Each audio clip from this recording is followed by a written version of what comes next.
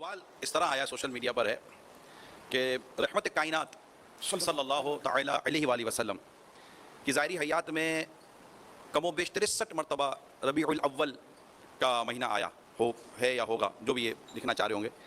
کہتے کس حدیث سے یہ ثابت ہے کہ آپ نے اپنی ولادت کا دن منایا؟ پیارے آقا صلی اللہ تعالیٰ علیہ وآلہ وسلم تو ہر مہینے میں 4 دن مناتے تھے۔ ہر مہینے میں ربیع الاول میں بھی، ہر مہینے میں۔ وہ ایشو مطلب حدیث شریف ہے کہ پیارے آقا صلی اللہ تعالیٰ علیہ وآلہ وسلم ہر پیر شریف کو روزہ رکھتے تھے۔ جب آپ کی خدمت میں پوچھا گیا اس کی وجہ، تو ایک وجہ یہ بتائی، فیہ ولدت، اسی دن میری ولادت ہوئی ہے، یعنی ہر پیر کو آپ کا برتھ ڈے، تو یہ روزہ آپ رکھتے تھے پیارے آقا صلی اللہ علیہ وسلم۔ میں ویسے یہ سمجھانے کی درس کر رہا ہوں کہ اگر آپ بولتے ہیں ربیع الاول تو یہ ہر مہینے 4 دن، تو یہ ان کو سمجھاؤ نا جو سالگرہ مناتے ہیں، غبارے پھوڑتے ہیں، عورتیں مرد جمع ہو کے کیک کاٹ کے وہ تالیاں بجاتے ہیں، بچے کے لیے تحفے وصول کر کے ڈھیر لگاتے ہیں، گفٹ پیک جمع کرتے ہیں، ان کو بولو یہ ایسا کیوں کرتے ہیں؟ اعتراض ہونا ہے تو فقط اس طرح کے شیطانی خیالات کے ذریعے کہ نبی کریم صلی اللہ علیہ وسلم کے دور خلافت میں اتنی مرتبہ آیا، حضرت ابوبکر کے دور میں اتنی مرتبہ آیا، حضرت عمر کے دور میں اتنی مرتبہ آیا، تو حضرت عثمان غنی کے دور میں اتنی مرتبہ آیا، حضرت علی کے دور میں اتنی مرتبہ آیا، انہوں نے منایا، تو نہ منانے کا بھی کوئی ثبوت نہیں ہے۔ اور کس طریقے سے منایا؟ حضور علیہ السلام کی سیرت پر چل کر ہی انہوں نے منایا ہوگا روزے رکھ کر۔ لیکن اسی طرح کے بہت سارے امور ہیں جو اس دور کے اندر آئے لیکن انہوں نے نہیں کیے، آج ہمارے دور میں وہ ہو رہے ہیں، اور وہ دینی کام ہیں جو کیے جا رہے ہیں، لیکن اس کے اوپر کسی کو کوئی اعتراض یہ نہیں ہوتا۔ ربیع الاول سوائے ابلیس کے جہاں میں سبھی تو خوشیاں منا رہے ہیں۔ تو وہ بعض اوقات دو پھر مثال دیتے ہیں، جی آپ اقبال ڈے مناتے ہیں، قائد اعظم ڈے مناتے ہیں، اپنے بچوں کے برتھ ڈے مناتے ہیں، تو نبی کا برتھ ڈے مناتے ہوئے آپ کو تکلیف ہوتی ہے؟ نہیں جناب، ایسا نہیں ہے۔ رسول اللہ صلی اللہ علیہ وآلہ وسلم چونکہ ایک ریلیجس پرسنالٹی ہے، آپ کے ساتھ کوئی ایسا عقیدہ منسوب نہیں کیا جائے گا جو آپ کی اجازت کے بغیر ہو رہا ہو، کیونکہ پھر وہ دین بن جائے۔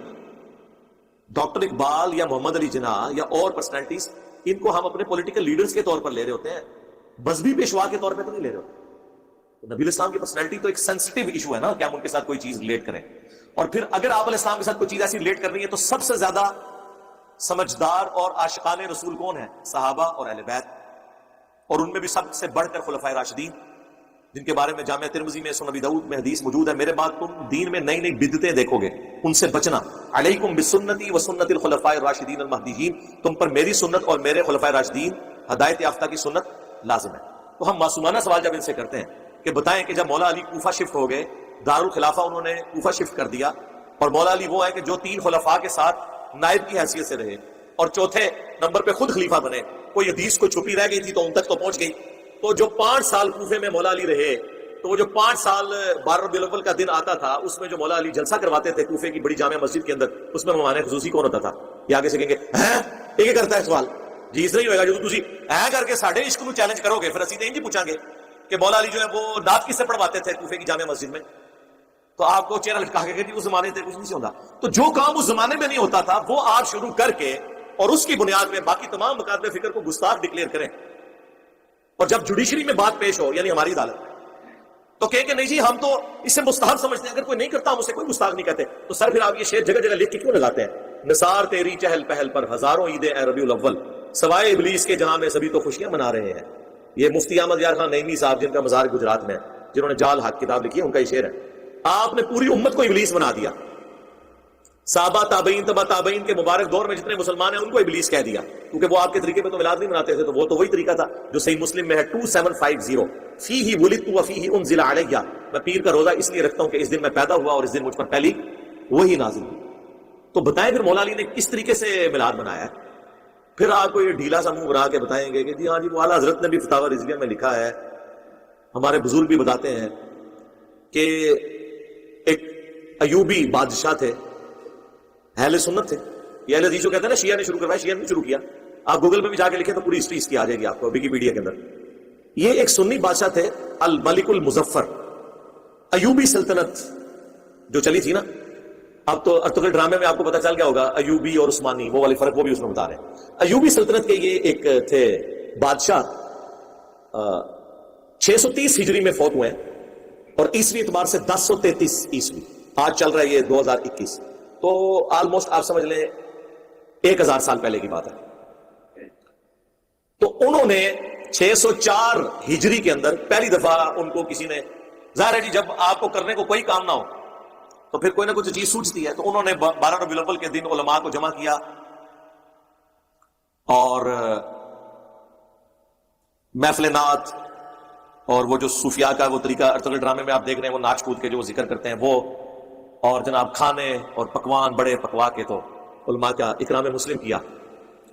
تو ظاہر اب علماء نے کہا کہ لو جی سال بعد یہ بھی روٹی ہماری کھل گئی. تو ان میں سے ایک مولوی نے کتاب لکھ دی میلاد کے ثبوت پہ.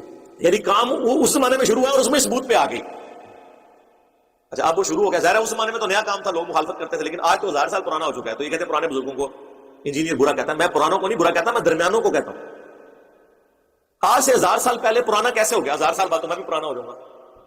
درمیانے ہیں. پرانے وہ ہیں جو صحابہ تابعین تبع تابعین اہل بیت، وہ پہلے 300 سال جو بخاری مسلم میں حدیث ہے سب سے بہتر زمانہ میرا، پھر صحابہ کا، پھر تابعین کا، پھر تبع تابعین کا. اس کے بعد جھوٹے لوگ پیدا ہوں گے جو جھوٹی گواہیاں دیں گے، امانت میں خیانت کریں گے اور موٹاپے کو پسند. کپڑے ان کے سنت کے مطابق ہوں گے، پیٹ منافقین والا ہوگا. جی سورہ محمد میں آیا یہ ایسے کھاتے ہیں جس طرح جانور کھاتے ہیں. اور سورۃ المنافقون میں آیا نبی ان کے جسموں کو دیکھو تمہیں تعجب میں ڈال دیں. یقین کریں واقعی میں ان کو صوفوں میں بیٹھے ہوئے دیکھتا ہوں نا، آدھا پیٹ اس طرف لٹکا ہوا ہے، آدھا اس طرف، اتنے بڑے فل سائز، اس میں بڑی مشکل سے سفید کپڑوں میں ان کے موٹے پیٹ چھپ جاتے ہیں. کسی کو بیماری ہو علیحدہ بات ہے، لیکن زیادہ نہیں بیمار ہو گئے. یار طارق میر صاحب بھی ہے نا، ان کا تو پیٹ نہیں نکلا ہوا. تو یہ کیا ہوا کہ جو بھی عالم بنتا ہے تو بیمار ہو جاتا ہے پیٹ کے اعتبار سے، کھاتے ہی بہت ہے زیادہ تر. تو وہ روٹی روزی ان کی کھل گئی اور وہ پھر سلسلہ ایسا شروع ہوا. پھر جلتی پہ تیل کا کام کیا سلطنت عثمانیہ نے، یہ ارطغرل صاحب کی اولاد نے. انہوں نے 1588 عیسوی کے اندر، آج سے آلموسٹ آپ سمجھ لیں 600 سال پہلے یا 500 سال پہلے کہہ لیں، انہوں نے سلطنت عثمانیہ جو 3 براعظموں میں پھیلی ہوئی تھی سرکاری سطح کے اوپر 12 ربیع الاول کی چھٹی ڈکلیئر کر دی. وہاں سے پھر اسے اور تقویت مل گئی اور وہ سلسلہ اب تک چلتا ہے. اور اسی کی باقیات یہ ہیں کہ پاکستان میں پھر 12 ربیع الاول کی چھٹی ہوئی اور یہ سارے کے سارے معاملات اس طریقے سے چلے. یہ اس کی پوری ہسٹری ہے جس کا تعلق صحابہ تابعین تبع تابعین بعد کے لوگوں، پہلے آپ سمجھ لیں 600 سال کے لوگوں کے ساتھ اس کا کوئی تعلق نہیں. اور یہ 7ویں صدی جو ہے نا یہ مسلمانوں کے اوپر استاد بن کے ٹوٹی ہے. گنبد خضرا بھی 7ویں صدی ہجری میں رکھا گیا اور یہ خود اعلیٰ حضرت بھی لکھ رہے ہیں. بلکہ آپ کو وفا ایک کتاب ہے علامہ سمودی المتوفا 911 ہجری کی، جو تاریخ مدینہ میں دنیا میں اتھینٹک ترین بک مانی جاتی ہے. اردو ترجمہ اس کا ہو چکا ہے. پوری اسلامک ہسٹری ہے مدینے کی، صرف مدینہ شریف کی. 400-500 صفحوں پہ وہ کتاب. اس میں گنبد خضرا کی ہسٹری لکھی ہے کہ 678 ہجری میں نبی الاسلام کی وفات کے 650 سال کے بعد یہ لکڑی کا گنبد لا کے قبر رسول کے اوپر رکھا گیا ایک فاطمی بادشاہ نے. اور جب رکھا گیا جس وزیر نے مشورہ دیا تھا لوگوں نے اس کے لیے بدوائیں کی، حتیٰ کہ اسے معزول کر دیا گیا اور لوگوں نے کہا کہ اسے سزا ملی ہے اس کام کی جو اس نے یہ الٹا مشورہ دیا تھا. آج سعودی حکومت کی جرت نہیں کہ اس گنبد کو ہٹا سکے. شیخ البانی آخری وقت تک سعودی حکومت کے خلاف رہے اس مسئلے میں. شیخ البانی کو انہوں نے سعودیہ سے نکال دیا. انہوں نے کہا یار یہ تم نے کیا جواز پرووائڈ کیا.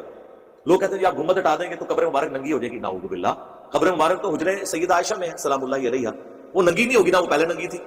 گنبد ہٹانے سے کوئی فرق نہیں پڑا. لیکن پوری دنیا میں جواز اس کو بنایا ہوا ہے اس چیز کو جو 650 سال کے بعد ہوئی ہے. صحابہ کرام سونے کا گنبد رکھ دیتے، لیکن صحیح مسلم کی حدیث میں تمہیں منع کرتا ہوں قبروں پہ عمارتیں مت بناؤ، قبروں کو پکا مت کرو اور قبروں پہ مت بیٹھو، نہ مجاور بن کے بیٹھنا نہ فزیکلی بیٹھنا. ورنہ صحابہ کے دور میں قبۃ الصخرہ ڈوم آف دا راک یروشلم میں اس چٹان پہ جس چٹان سے نبی الاسلام معراج کے لیے تشریف لے گئے عبد الملک بن مروان کے دور میں،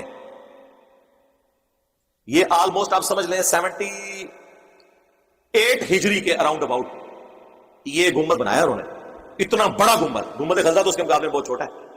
گنبد بنانے کی ٹیکنالوجی تو قبل از مسیح ہے. یہ آیا صوفیہ جو استنبول میں اب انہوں نے کھولا ہے یہ نبی الاسلام کی پیدائش سے پہلے کا بنا ہوا ہے. تو ذرا اس کا گنبد دیکھیں، گنبد خزرہ جیسے درجنوں گنبد ہوں اس سے بڑا اس کا ایک ڈوم ہے. اور جب دنیا کی سپر پاور حضرت عمر کے زمانے میں مسلمان بن چکے تھے تو ایک گنبد حضور کی قبر مبارک پہ کیوں نہیں رکھ دیا؟ ان کو پتا تھا یہ منع ہے.